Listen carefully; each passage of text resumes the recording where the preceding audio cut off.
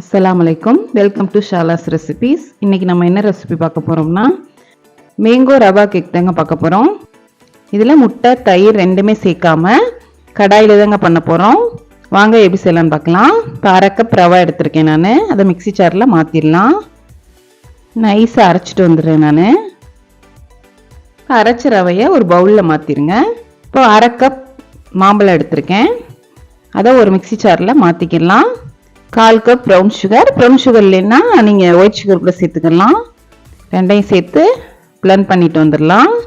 மாதிரி அரைச்சிட்டு வந்துடணும். அதையும் ரவையில் சேர்த்துருங்க. ஒரு ஸ்பேட்சில் எடுத்து ரவையும் மாம்பழத்தையும் நல்லா மிக்ஸ் பண்ணி விட்டுருங்க. இப்போ நல்லா மிக்ஸ் ஆயிடுச்சு. இதில் 1/2 teaspoon baking powder, 1/8 teaspoon baking soda, ஒரு பிஞ்ச் சால்ட் சேர்த்துக்கோங்க. 3 tablespoon oil, refined oil, 1/4 cup milk சேர்த்துக்கோங்க. சேர்த்து நல்லா மிக்ஸ் பண்ணிக்கலாம். இப்போ பேட்டர் தயாராகிடுச்சு.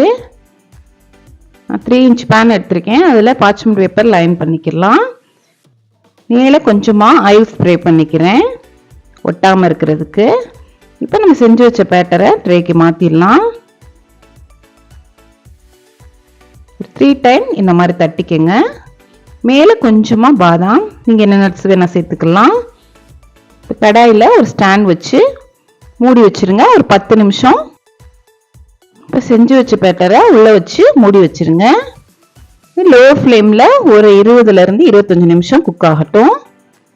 இது குக் ஆயிடுச்சான்னு பார்க்குறதுக்கு ஒரு டூத் பிக் வச்சு இந்த மாதிரி செக் பண்ணிக்கோங்க. க்ளீனாக வந்துருச்சுன்னா குக் ஆயிடுச்சுன்னு அர்த்தம். இப்போ எடுத்து இதை வெளியில் வச்சுட்டு கம்ப்ளீட்டாக ஆற விட்டுருங்க. இதே நீங்கள் ஓவனில் பண்ணிங்கன்னா 175 டிகிரி செல்சியஸில் ஒரு 15லேருந்து 20 நிமிஷத்தில் நமக்கு பேக் ஆயிரும்.